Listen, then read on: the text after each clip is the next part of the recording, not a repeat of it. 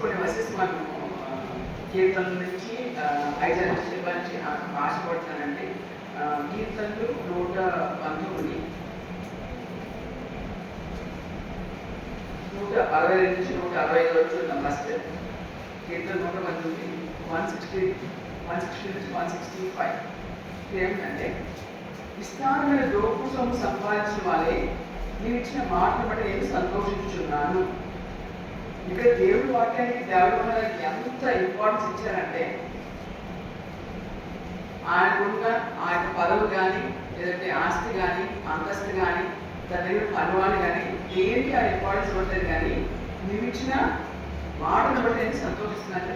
మనకున్నట్టుగా అప్పట్లో ఇంత మంచి వాక్యం చెప్పేవాళ్ళు కానీ, లేదంటే వాక్యం చదవడానికి మంచి మంచి బుక్స్ అవైలబుల్ కానీ, ఇప్పుడు మన వాక్యం గురించి అర్థం చేసుకోవాలంటే దాన్ని ఎక్స్ప్లెయిన్ చేసేదానికి వేరే వేరే బుక్స్ కూడా మనం చదవచ్చు. చాలా మంది సేవకులు వాక్యం గురించి చాలా పుస్తకాలు రాశారు. అవి చదివి చాలా మంది అర్థం చేసుకుంటూ ఉంటారు. ఫర్ ఎగ్జాంపుల్ శాంతి అని ఉన్నారు, ఆయన ఏం చెప్తారంటే, కెరీర్ చేయగలిగే గారి పుస్తకాలు విశ్వాసంలో బలపడ్డాను, మీరు కూడా చదవండి అని ఆయన చెప్తూ ఉంటారు. అలాగే చాలా మంది కూడా పుస్తకాలు చదివి ఇంకా ఆత్మహత్యకి అవకాశం ఉంది ఈ రోజులో. కానీ అప్పట్లో అనేది లేదు. దైవ ద్వారా జస్ట్ దేవుడి ధర్మశాస్త్రం కొంత దేశానికి దేవుని లోతుగా తెలుసుకుని దాన్ని బట్టి ఆయన యొక్క గీతలు రచించిన అవి మనం చూసుకుని అవి మనం చదువుకుని మనం బాగుపడుతున్నాం. ఇక్కడ ఆత్మ ఏముందంటే, విస్తారమైన దోపసం సంపాదించిన వాడి వల్లే నేను ఇచ్చిన మాటను బట్టి నేను సంతోషిస్తున్నాను. నిజంగా మనం ఆలయానికి వస్తున్నాము, వాక్యం చూస్తున్నప్పుడు దేవుని మాటను బట్టి మనం సంతోషిస్తున్నాము. చాలా మంది ఈ వాక్యం వింటారు కానీ దానిలో సంతోషించడానికి వారికి వాళ్ళకి అర్థం కాదు. కొంతమందికి అది తెలుసుకునేది కూడా. కానీ మనం అలా ఉండకూడదు. మనం క్రైస్తవులుగా ఏర్పాటు చేయబడ్డం దేవుడిని తెలుసుకున్నప్పుడు we should be happy with God. దేవుని ద్వారా దేవుడితో సమయం గడపడానికి, దేవుని వాక్యం చదవడానికి, దేవుడిని అనుసరించడానికి మనం సంతోషించాలి. మన ఉత్సాహంతో ముందుకు రావాలి. మనకి ఇష్టమైన వాళ్ళు మన ఇంటికి వస్తే మనం ఎంత సంతోషపడతామో అలాగే దేవుడితో గడపడానికి మనం సంతోషంగా ఆయనతో ఉండాలి. వాటి ముందు వాక్యం రాయబడింది, మనకు రాయబడి రాశారు. నేను మాత్రం సంతోషించున్నాను. అబద్ధము నాకు అసహ్యము, అది నాకు హేయము. సో నిజంగా మనం పర్సెంట్ చేసుకుంటే ఎంతవరకు పర్ఫెక్ట్గా ట్రూత్ మాట్లాడతాం. నిజం చెప్పడం ఈజీగా కష్టం అంటే కష్టం. సో నిజం చెప్తే కొన్నిసార్లు మనకి నిజం చెప్తే పనిష్మెంట్స్ వస్తుంది. పేరెంట్స్ నుంచి కదా, వాళ్ళు తప్పు చేస్తారు, అందులో చెప్తే వాళ్ళకి పనిష్మెంట్ వస్తుంది. కానీ సత్యం చెప్పడం ఎంతో ఎంతో మంచిది.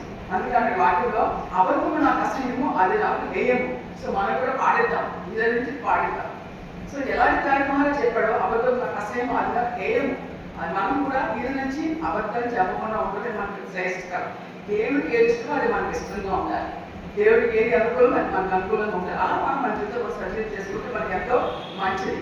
ఇంకా నీ ధర్మశాస్త్రం నాకు ప్రీతికరము, నీ జ్ఞానాన్ని బట్టి దినములకు 7 మార్లు నేను స్తుతించున్నాను. సో గొప్ప రాజుగట్టు బిజీగా ఉన్నామా లేదా? కాదు కదా, మనకు చాలా సమయం ఉంది. మనం ఏ ఉద్యోగం చేసినా కూడా దాని కంటే మనం బిజీగా పని అయితే చేయడం లేదు. కాబట్టి ఆయనే ఒక గొప్ప రాజుగా ఉంటూ అనేక మంది రూల్ చేస్తూ అనేక ప్రొఫెషన్స్కి అధికారిగా ఉంటూ కూడా ఆయన ఏం చెప్పాడు, దినములకు 7 మార్లు నేను స్తుతించుతున్నాను. సో మనం కూడా అనుసరిద్దాం. దీని నుంచి మనం అబద్ధాన్ని అసహించుకుందాము. ఒక దినానికి అట్లీస్ట్ 7 times లెటర్స్ ప్రైజ్గా దేవుడు స్తుతిద్దాం. సో అది ఏ సమయమైనా కావచ్చు. ప్రభా మీరు మీరు కూడా మీ జీవితంలో అమలు పరచడానికి ఆరంభించండి. అది టైం ఇష్టమే, సందర్భం ఇష్టమే. దినానికి 7 times దేవుడు మాత్రం స్తుతించాడు. ఇంప్లిమెంట్ చేయండి మీ లైఫ్లో. సో నేను కూడా ట్రై చేస్తాను, ట్రై చేసి ఫుల్ఫిల్ చేయడానికి నేను ప్రయత్నిస్తాను. సో మీరు కూడా దయచేసి నేను అనుసరించడానికి ప్రయత్నం దినం 7 మార్లు స్తుతించున్నాను. ఇంకా చూడండి, నీ ధర్మశాస్త్రం ప్రేమించే వారికి ఎంతో నెమ్మది కలదు, వారి తూలి తొట్టులకు కారణం ఏదీ లేదు. సో ఎవరైతే దేవుడు ధర్మశాస్త్రం ప్రేమిస్తారో వారు తొట్టులడానికి, అంటే వాళ్ళు సైడ్గా కలగ అవకాశమే ఉన్నదండి. వారు తూలి తొట్లు కారణం, వాళ్ళు దేవుడి నుంచి అంటే జగమాత్రం పట్టుకోవడానికి కానీ ఇంకా దేవుడు దూరం అవ్వడానికి కానీ వాళ్ళకి అవకాశం ఏది కూడా ఉండదండి. సో మనం 2 నేర్చుకున్నాం. ఒకటంటే మనం అబద్ధం మాట్లాడకూడదు, 2 దినానికి 7 times మన దేవుడిని స్తుతించాలి. అలాగే కీర్తన 72, 18, 19 అవసరం చేద్దామండి. కీర్తన 72, 18, 19.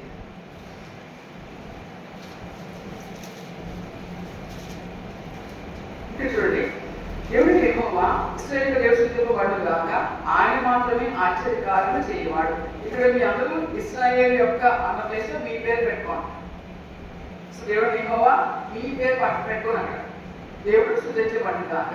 సో దేవుడు యెహోవా నా దేవుడు స్తుతించబడును గాక, ఆయన మాత్రమే ఆశ్చర్యకార్యములు చేయవాడు. ఈ రోజుల్లో లేదంటే మన లైఫ్ ఎవరి లైఫ్లో కూడా ఆశ్చర్యకార్యం చేసేవారంటే దేవుడు మాత్రమే. మనం మన రిలేటివ్స్ నమ్ముకోవచ్చు, ఇంకెవరు నమ్ముకోవచ్చు కానీ ఎవరు కూడా మనకి ఆశ్చర్యకార్యం చేయలేరు.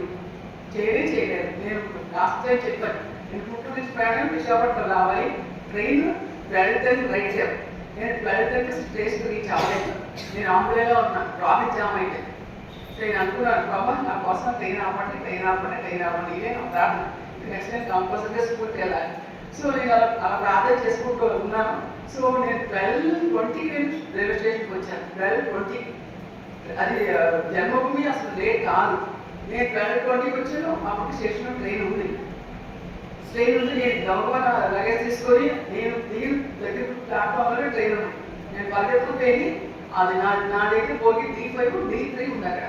నేను D3 ఎంటర్ అయిపోయాను. నా కనుక చూసి ఒక పోలీస్ వచ్చి, రైల్వే పోలీస్ వచ్చి, అమ్మ మీరు ఈ ట్రైన్ ఎక్కాలని అనుకుంటున్నారా, మీరు ఎక్కాలనుకుంటున్నారని ఆయన వచ్చి అడిగారు. అసలు ఎవరు అలా అడగరు, ఆవిడ అడిగారు. నేను చెప్పాను, నేను విశాఖపట్నం వెళ్ళాలనుకున్నాను. ఓకే, మీ నెంబర్ ఎంత మాకు వచ్చినప్పుడు అయితే నేను D5 చెప్పాను. అమ్మ ఈ కోచ్ కూడా విశాఖపట్నం వెళ్తుంది, మీరు నెక్స్ట్ కాసేపు మారొచ్చు, లోపలికి వెళ్ళొచ్చు. ఈ ట్రైన్లో కొన్ని కోచెస్ విశాఖపట్నం అయితే వెళ్ళవు, వేరే చోట డిస్ట్రిక్ట్కి వెళ్ళిపోతాయి అనుకున్నారు వచ్చానని చెప్పి ఆయన అసలు ఎవరు ఆయన వచ్చినంత మాట్లాడి చేశారు. ఆయన సో రిలీవ్ నిజంగా ఆయన మాత్రమే ఆశ్చర్యకార్యం చేయవాడు. నిజంగా మనం ఆయన నమ్ముకున్నప్పుడు ఆయన అప్పుడు నాతో ఎవరు లేరు, పాస్టర్ గారు ఆయన తెలియదు. ఆ టైంలో మరి ఆయన వచ్చిన అనేప్పుడు నేను ఓకే, నేను ప్రాపర్గానే ఎక్కాను, ప్రాపర్ కోచ్లోనే ఉన్నానని నేను సంతోషపడ్డాను. నిజంగా అలాంటి ఎక్స్పీరియన్సెస్ నా జీవితంలో చాలా ఉన్నాయి, మీ అందరూ కూడా ఉంటుంటాయి. కానీ మీరు చెప్పుకుని దేవుడు స్తుతించారు. ఆయన మాత్రమే ఆశ్చర్యకార్యం చేయవాడు, ఆయన మహిమ గల నామము నిత్యము స్తుతించబడును గాక. సో దేవుడి నామం ఎప్పుడు స్తుతిస్తారని మనం ఉండాలి. ఆయన ఎప్పుడు నామము స్తుతింపబడుతూనే ఉంటాయి. సో ఆయన నామాన్ని స్తుతించడానికి పక్షులు ఏంటి, వారి జంతువులు ఏంటి, అడవిలో ఉన్న జంతువులు గమనించండి, వాటి ప్రెగ్నెన్సీ వచ్చినప్పుడు, డెలివరీ అయినప్పుడు వాళ్ళకి ఆహారం ఎవరు వాళ్ళకి సహాయం చేస్తారు? పక్షులు గారి దేవుడే కూడా సహాయం చేస్తారు. ఆయన మహిమ నామము నిత్యము స్తుతించబడును గాక. మనము గుర్తుపెట్టుకుని దేవుడు యెహోవా ఇశ్రాయేలు దేవుడు, ఇశ్రాయేలు దేశం ఈ పేరు పెట్టుకోండి, నాకు స్తుతించబడును గాక.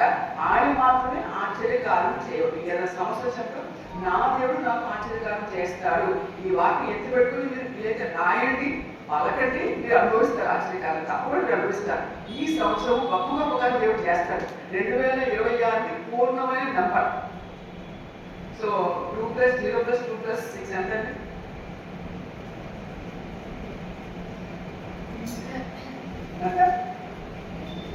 2026 ఎంత నెంబర్? 10 వస్తుంది. ఓకే, పూర్ణమైన నెంబర్ కాబట్టి. సో అంటే నేను న్యూమరాలజీ చెప్పట్లేదు, బట్ మీకు ఇంకొంచెం ఎంకరేజ్మెంట్ కోసం నేను చెప్తున్నాను. సో పూర్ణమైన నెంబర్లో మనం ఉన్నాము, ఏళ్ళలో మనం ఉన్నాము. ఈ సంవత్సరం దేవుడు మనం కోరుకునే ప్రతి కూడా ఆయన చిత్తంలో సమస్తం మన సమకూడి జరిగినట్లుగా దేవుడు తప్పగా చేస్తాడు. సో మనం ఇంకా కొంచెం ముందుకెళ్దాము.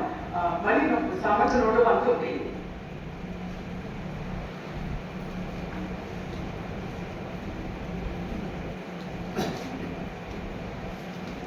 97 అండి. 97 98 104 చూద్దాం. 97 నీ ధర్మశాస్త్రం నాకు ఎంతో ప్రేమగా ఉన్నది, దీనివల్ల నేను దాన్ని ధ్యానిస్తున్నాను.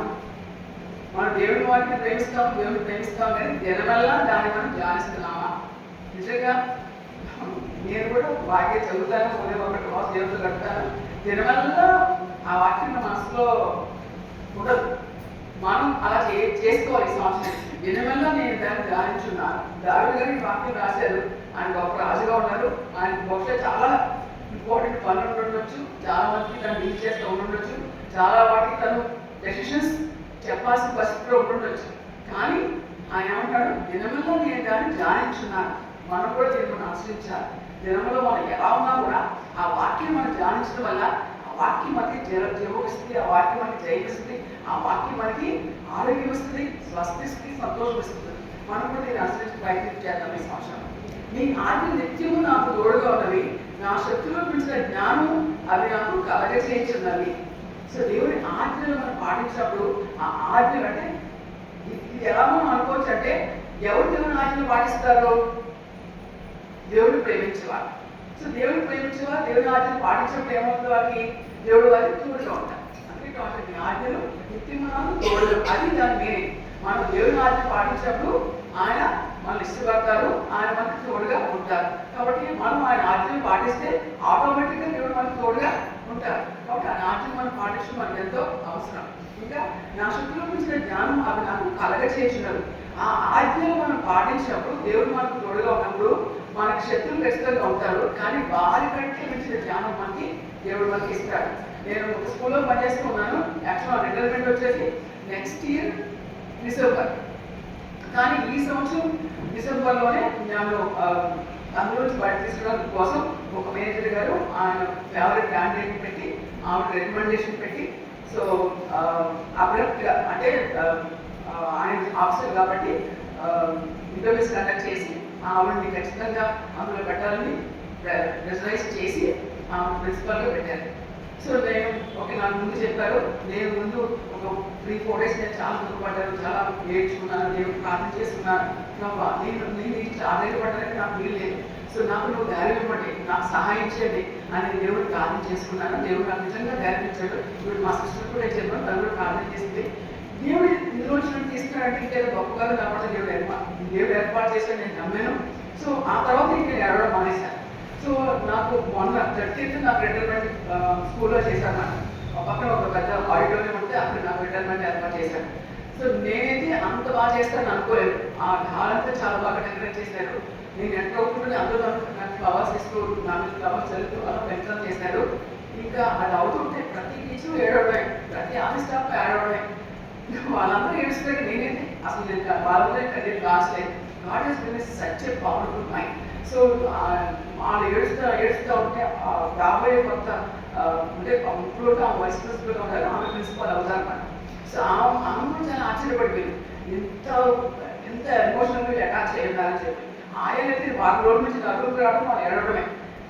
నేను కూడా అంత ఇన్ఫ్లుయెన్స్ చేశాను అనుకోలేదు, కానీ దేవుడు గొప్ప బట్టి అది తట్టుకోవడానికి నాకు శక్తి ఇచ్చాడు. సో నిన్న మళ్ళీ లాస్ట్ బర్త్డే నేను వెళ్ళకూడదు అనుకోవడం, కానీ మా హాస్పిటల్ అన్ని వాడు కేక్ కట్టుకుండాలి నేను అని అన్నారు. సరే కదా నేను వెళ్ళాను. నేను స్టూడెంట్స్తో కూడా నేను మాట్లాడాను, 10 స్టూడెంట్స్ వాళ్ళని స్టూడెంట్స్ మొక్కలు నలుగురికి రావడం, వాళ్ళు ఏడవడము. ఇంకా నిన్న మళ్ళీ మొదలుపెట్టాను కన్నయ్యడం. నేనైతే ఎక్కడ కూడా వాళ్ళు కన్నీరైతే కాచలేదు. చివరికి మా కాబోయే వైస్ ప్రిన్సిపల్ కూడా నేను ఆమె బయటకు వస్తుంటే నాతో పాటు నా వాళ్ళ దగ్గరికి కూడా వచ్చేసి ఆమె నన్ను గట్టిగా హక్ చేసుకుని ఏం చేస్తుంది. ఆమె కూడా మేము మా దగ్గర ఆమె లోపల చాలా రిగ్రెట్ అవుతున్నట్టుంది, కానీ ఆమె చాలా ఏం చేస్తుంది. నేను ఇంకా ఆమె పట్టుకుని ప్లీజ్ మీకు అడిగితే వెళ్ళిపోండి లీగల్ స్కూల్ అని చెప్పి ఆమె నేను చెప్పాను. ఇటువంటి జరిగిన నాకు ఎవరిచ్చారు? దేవుడే నాకు ఇచ్చాడు. నేను ఇంటికి వచ్చాను, ప్రభావ నాకు ఫ్రీడమ్ నేను ఇస్తున్నావు, నేను ఏ రకంగా ముందు సార్ నాకు సహాయం చేయడం దేవుడికి ప్రార్థన చేసుకున్నాను. నేను సంథింగ్ ఏదో మంచి కార్యం అవ్వడం కలగజేస్తాను విశ్వాసంతో నాకు ఉంది. అలాగే మనము నా శత్రువు గురించి జ్ఞానం కాబట్టి ఆమె నాకు శత్రువుగా ఉంది, నా ప్లేస్ ఆక్యుపై చేసింది, కానీ నేనైతే ఆమె ముందు అడగలేదు, నేను ఆమె ముందు ఏమీ రిక్వెస్ట్ చేయలేదు. ఆమె ముందు నేనేమి కూడా నేను తప్పు చేయబడ్డాను ఏదో చెప్పి నేను అనుకోలేదు, బాగా వస్తున్నాను. సో నాకు నేను బయటకు వచ్చేసాను. ఇంకా ముందు దేవుడు ఏ రకంగా నటిస్తాడో నేను చూడాలి. ఇంకా చూస్తే మనకు అనుకున్నాము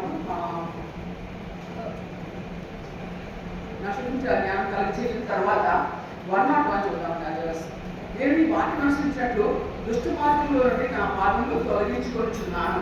మనం దేవుడి వాటిని అనుసరించాలి. మనం ఈ దేవుడిని మనం వచ్చామంటే మనం పాపం చేస్తూ కొంతసేపు పాపంలో కొంతసేపు దేవుడు మనకి ఆ దేవుడికి ఎంత మాత్రం అలాంటి వాళ్ళు ఏమంటారంటే నిన్ను వచ్చిన స్థితి అంటారు కదా, అలా దేవుడికి ఎంత మాత్రం ఇష్టం లేదు. అందుకే వాటి మన అయిపోతుంది ఏముంది, నేను ఈ వాటిని అనుసరించినట్లు దుష్ట మార్గంలో నుండి నా పాదములు తొలగించుకొనిచున్నాను.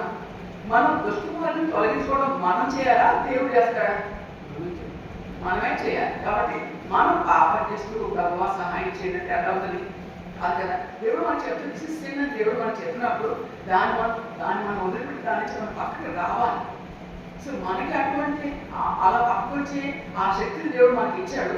పాపాన్ని ద్వేషించాలి, పాపాన్ని అసహించుకోవాలి, ఆ పాప మార్గంలో మనం వెళ్ళకూడదు. ఇంతకుముందు చేసిన పాపం ఏదైనా కూడా మళ్ళీ రమ్మని దానికి ఎంత మాత్రం కూడా మనం వెళ్ళకూడదు. అంటే మన వాక్యం ఏమంటే దుష్ట మార్గంలో నుండి నా పాదములు తొలగించుకొనిచున్నాను.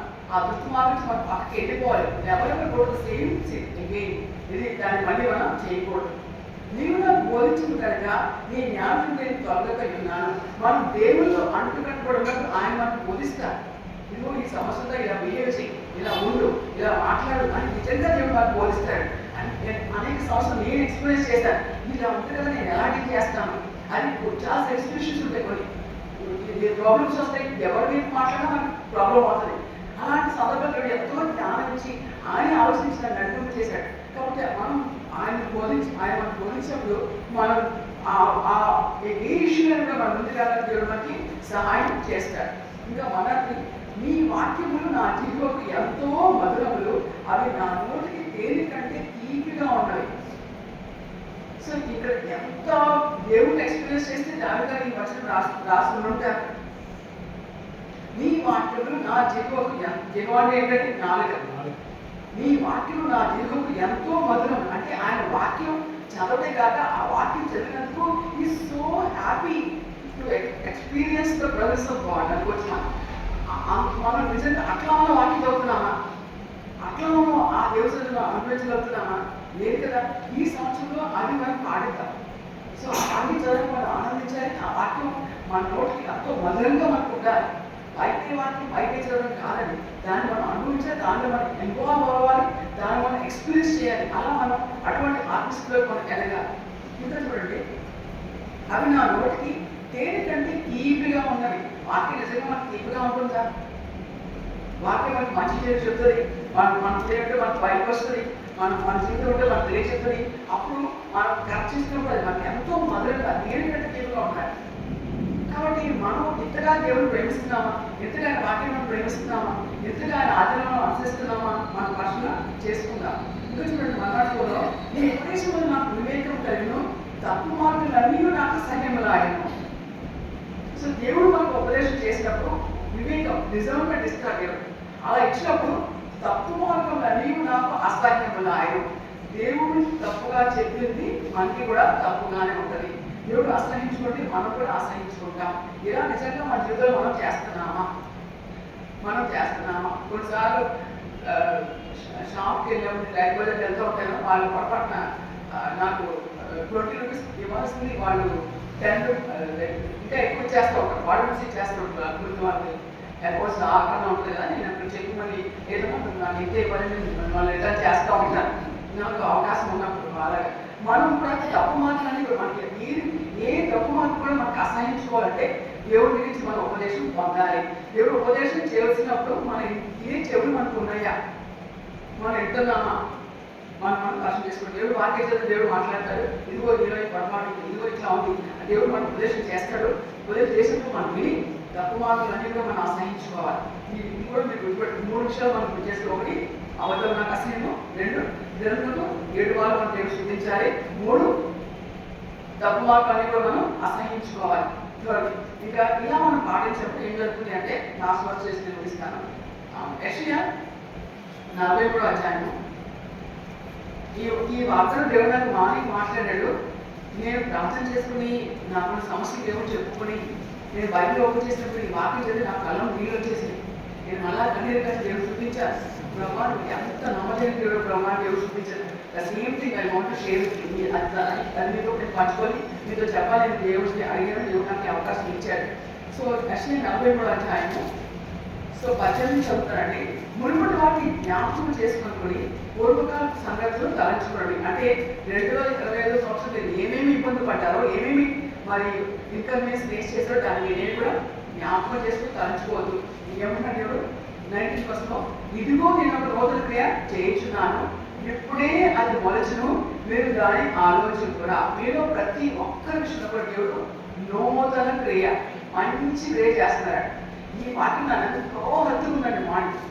నేను చాలా నిజంగా ఒక బిర్యానీ తిన్నప్పుడు అంత సంతోషం నాకు రాలేదు. నాకు మొన్న నా రిటైర్మెంట్ ఫంక్షన్ కూడా చాలా ఆనందించారు. నాకు అందరూ నాకు వచ్చి చాలా మాట్లాడారు, చాలా అప్రిషియేట్ చేశారు, మెసేజ్ పంచారు, నాకు 2 చీరలు ఇచ్చారు, మంచి ఫోటో ఫ్రేమ్ ఇచ్చారు, లేకపోతే గార్డెన్స్ పంచారు, లేకపోతే మొక్క ఇచ్చారు అని. నాకు అంత చేసినప్పుడు నాకైతే నేను I'm not happy with that. నేను దాంట్లో సంతోషించారు. కానీ ఈ వాక్యం దేవుడు నాకు ఇచ్చినప్పుడు I fell so happy, so content. So ఇక్కడ ఏముంటుంది, ఇదిగో నేను కోతలు చేసినాను, ఇప్పుడే అది మనుషులు మీరు దాన్ని ఆలోచించరా. దేవుడు మన హృదయంలో, మన కుటుంబంలో, మన జీవితంలో నూతన క్రియ చేస్తా అన్నాడు. మీరు దాన్ని ఆలోచించరా. మనం దాని గురించి ఆలోచించాలి. దేవుడు నాకు ఒక నూతన క్రియ చేస్తా అన్నాడు, అది ఏమనుకుందాం, ఎలా ఉంటుందా అని దాని గురించి మనం ఆలోచించాలంట. ఇంకా నేను అరణ్యంలో త్రోవ కలగచేస్తున్నాను, ఎడారిలో నదులు ఆలోచించాను. మీరు అరణ్యంలో ఉన్నారా, అక్కడ మీకు త్రోవ ఏర్పాటు చేస్తాను. ఎడారిలో ఉన్నారా, నదులు పాలు చేస్తాను. అంటే మనకి ఏ సమస్య ఉన్నా కూడా దాన్ని అవలీలుగా తీసేసి మనకి ఎంతో మంచి మేలు, మంచి గొప్ప కార్యాలు మనం అట్లా చేస్తాను మేము మాట్లాడుతూ ఉన్నాడు. It is applicable to each every person who has come to church. ఇది ప్రతి ఒక్క జీవితంలో దేవుడు చేస్తాడు. ఇండివిజువల్గా ప్రతి ఒక్క జీవితంలో ఈ దేవుడి కార్యం చేస్తాడు. దయచేసి మీరు నమ్మండి. ఇంకా చూడండి, నేను ఏర్పరచుకునే ప్రజలు త్రాగుటకు అరణ్యంలో నీళ్లు పుట్టించుతున్నాను. ఇంకా చూడండి, నేను ఏర్పరచుకున్న ప్రజలు, మనం దేవుడు ఏర్పరచుకునే ప్రజలు కదా, అవునా కదా. సో ఇక్కడ ఏమన్నా దేవుడు, నేను ఏర్పరచుకున్న ప్రజలు త్రాగుటకు అరణ్యంలో నీళ్లు పుట్టిస్తున్నాను. అందరూ మనం ఏర్పాటు చేసిన ప్రజలని, మనందరూ యేసుప్రభువు వారు ఈ లోకానికి వచ్చారు. మనందరూ ఆయన ప్రాణం త్యాగంగా మనకి ఇచ్చారు. అలా మనకు కూడా ప్రజలు త్రాగుటకు అరణ్యంలో నీళ్లు, మనం ఒక అరణ్యం అనే శ్రమల్లో, బాధల్లో మనం ఉంటే అక్కడ ఆయన కూడా దేవుడు ఏమన్నాడు, నీళ్లు పుట్టించుచున్నాను. అంటే God can create water. Actual water లేదు, కానీ గాడ్ కెన్ క్రియేట్ వాటర్. ఆయనకు అసాధ్యమే ఉంటుంది. ఆయనకు అసాధ్యం ఏమైనా ఉందా? లేదు. ఎడారిలో నదులు కలుగ చేయించున్నాను. అది తప్ప ఎడారి ఉండొచ్చు, కానీ అక్కడ దేవుడు నదులు క్రియేట్ చేస్తాడు, కలుగు చేస్తాడు. మనం అనుకోవచ్చు, ఈ వయసులో నాకే అవుతుందా, ఈ వయసులో నాకు ఆయన చెప్పారు, వృద్ధాపాన్ని బట్టి ఆయన టెస్ట్ చేస్తాను. కానీ కాలేదు 50 సంవత్సరాల వయసు ఉన్నప్పుడు కూడా మొఖాలు ఎక్కువ లేవు, చదువు తగ్గలేదు, వాక్యం ఉంది కదా. మోస్ట్లీ 120 సంవత్సరాలు అతనికి ఏమాత్రం దృష్టివాంచం లేదు, చదువు వాక్యం రాసు కదా. అలాంటి మాత్రం ఎప్పుడు ప్రార్థన చేస్తే తప్ప ఆరోగ్యం దేవుడు మనకి ఇస్తారు. ఎవరికైనా ఇస్తారు దేవుడు. నేను కూడా ఎక్స్పెక్ట్ చేశాను.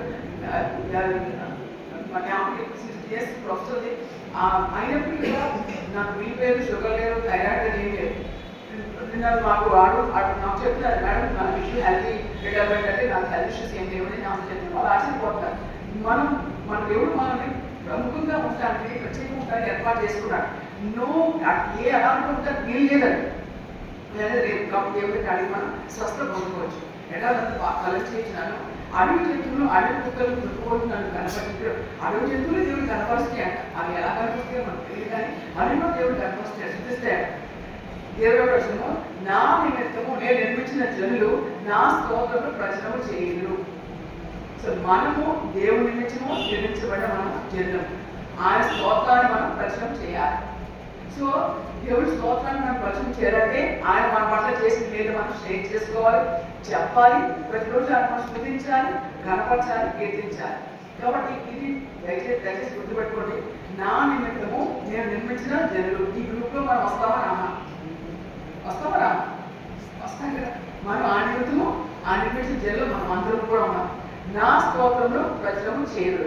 మనము ఆయన నిమిత్తం నిర్మించిన జనులుగా మనం ఉన్నప్పుడు ఆయన స్తోత్రాన్ని మనం ప్రచురం చేయాలి, తప్పనిసరిగా మనం చేయాలి. కాబట్టి దేవుడి గురించి మీకు అవసరం చెప్పండి, అవకాశం చెప్పండి, ఆయన గురించి మనం సాక్ష్యం చెప్పాలి. మరి ఎవరో మనకు సమస్య వచ్చినప్పుడు వాళ్ళ దేవుడి గురించి మనం చెప్పాలి. నేను 10th class వాళ్ళకి అండర్స్టాండ్కి వెళ్ళాను. నేను వాక్యం చదివాను, ఒక శ్యామకులు ప్రీతి చదివాను. దయను సచిన్ ఎన్నో నిలుచుకోనికి వాడిని కంఠపుష్పం ధరించుకుని ఆ వాక్యం చదివి చెప్పాను. మీ అందరూ దయా సచిన్ కలిగి ఉంటేనే నేను వాళ్ళకి చెప్పాను. కాబట్టి అవకాశం వచ్చిన దేవుడి వాక్యం మనం చెప్పాలి. అందులో ఏమి దాని గురించి మనం సిగ్గుపడాల్సిన అవసరం అయితే లేదు. కాబట్టి ఈ వాక్యాలు దయచేసి గుర్తుపెట్టుకోండి. ఒకటి, అబద్ధం చెప్పకూడదు. ఇంకా దేవుడికి ఎడమా దేవుడు శుద్ధించాలి. ఇంకా దుష్టత్వాన్ని మనం అసహించుకోవాలి. ఇంకా దేవుడి మనం దాని నిర్మించిన ప్రజలు కాబట్టి ఆయన మనం స్తోత్రాన్ని ప్రశ్నము చేయాలి. ఇంకా నిత్యము ఆయన మనం శుద్ధించాలి, స్తోత్రించాలి. కాబట్టి ఆయన గురించి మన జ్ఞానం, ఆయన గురించి జ్ఞానము ఆయనకి మనం ఆయన గురించి మన జ్ఞానం అంటే మెమరైజ్ చేస్తూ ఉన్నప్పుడు ఆయన మనకు సమీపంగా ఉంటాడు, ఆయన మనకు ద్వేషిస్తాడు. మన దుష్టమార్గం కూడా మనం అసహ్యం అది మనకి అవుతుంది. కాబట్టి ఈ చిన్నవారికి దేవుడికి ఇచ్చాక ఇంప్లిమెంట్ చేయడం ఈ లైఫ్లో నేను కూడా ఇంప్లిమెంట్ చేయడానికి ప్రయత్నం చేస్తాను. అవతో మాట్లాడకుండా ఇలాంటి సమస్యలు సృష్టిస్తూ మన సమస్య వచ్చినప్పుడు ఆయన దగ్గరే మనం ఆ జ్ఞానాన్ని పొందుతూ ఆయన దగ్గర నుంచి మనం మేలు జీవితం మనం పొందుతూ ఈ సంవత్సరం ప్రతి ఒక్కరి జీవితంలో గొప్ప మేలు గొప్ప ఆశీర్వాదంతో గొప్ప క్షేమంతో ఇటువంటి కీడు కాకుండా కానీ ఆయనలో స్థిరపరిచి ప్రతి కుటుంబాన్ని ప్రతి వ్యక్తికి సంపూర్ణ ఆరోగ్యంతో బాధ్యత చేయాలి.